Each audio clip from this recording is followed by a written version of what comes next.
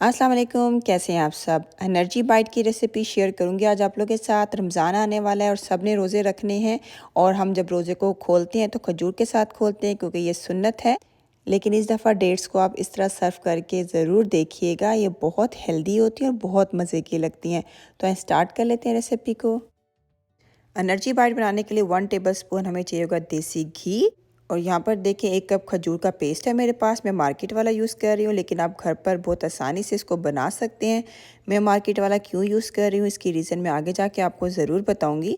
लेकिन उससे पहले मैं आपको ये बता दूँ कि घर पर आप खजूर का पेस्ट कैसे बना सकते हैं। आपने क्या करना है, तकरीबन 20 से 25 आपने खजूरें लेकर आधे कप पानी में भिगो के रख देना है।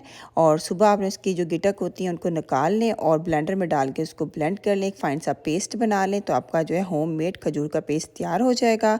और यहाँ पर देखें मेरे पास आधा कप अंजीर का पेस्ट है। ये मैंने घर पर बनाया था, ड्राई अंजीर ली थी, उसको पानी में भिगो के सारी रात के लिए रख दिया था और सुबह मैंने ब्लेंडर में डाल के उसको ब्लेंड कर लिया था। अब सवाल ये पैदा होता है कि मैंने खजूर का पेस्ट बाज़ार वाला क्यों यूज़ किया है। आप देख सकते हैं कि जो बाज़ार वाला खजूर का पेस्ट है ये बहुत ज़्यादा थिक है, इससे पानी की अमाउंट बिल्कुल भी नहीं है। और जो मैंने अंजीर का पेस्ट घर पर बनाया उसको आप देख सकते हैं कितना सॉफ्ट है, इससे पानी की अमाउंट बहुत ज़्यादा है। तो अगर तो आपने ये एनर्जी बाइट 1 वीक या 2 वीक्स के अंदर अंदर ख़त्म करनी है तो बिल्कुल भी बाज़ार से खजूर का पेस्ट लेने की आपको ज़रूरत नहीं है।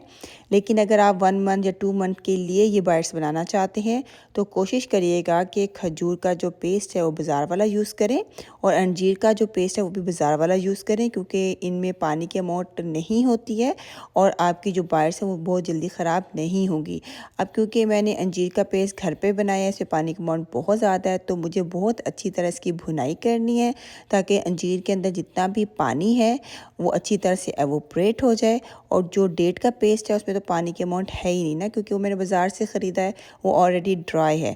तो अच्छी तरह से 1 टेबल स्पून घी के अंदर दोनों चीज़ों को हम भून लेंगे। आँच आपने बिल्कुल लो रखनी है क्योंकि एकदम से अंजीर या खजूर का पेस्ट चिपक सकता है आपके पैन के साथ, ठीक है, इसका आपने ख्याल रखना है।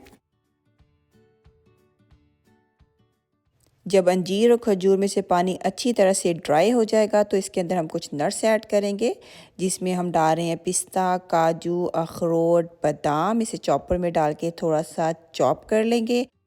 चॉपर ना हो तो हाथ की मदद से भी आप इसको चॉप कर सकते हैं।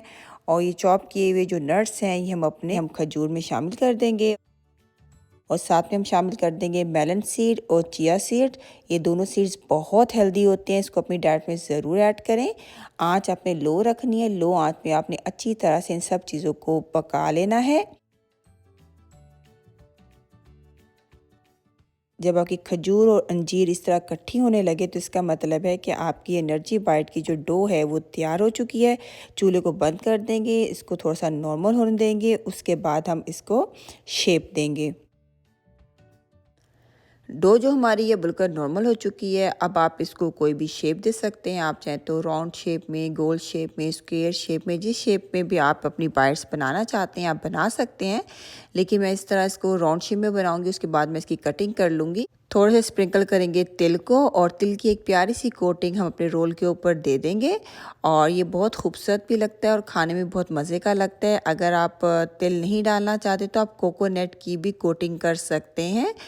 एनर्जी बाइट्स को सेट होने के लिए पूरी रात के लिए हमें इसको रखना है फ्रिज के अंदर।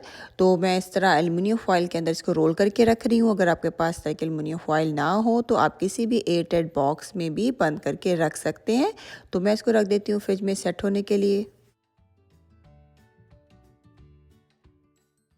पूरी रात हमारी एनर्जी बाइट फ्रिज में पड़ी रही थी, इस टाइम पे ये बिल्कुल सेट हो गई हैं।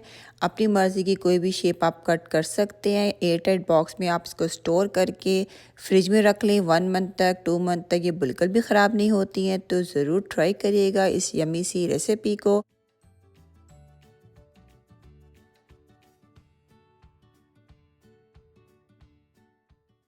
कट करते हुए अगर शेप थोड़ी सी ख़राब हो जाए तो हाथ की मदद से आप इसको राउंड शेप दे सकते हैं। उम्मीद करती हूँ आज की रेसिपी बहुत आपको अच्छी लगी होगी। रेसिपी अच्छी लगे तो कमेंट्स में ज़रूर बताया करें। इंशाल्लाह नेक्स्ट टाइम मिलते हैं एक नई रेसिपी के साथ। अपना ख्याल रखिएगा। अल्लाह हाफिज़।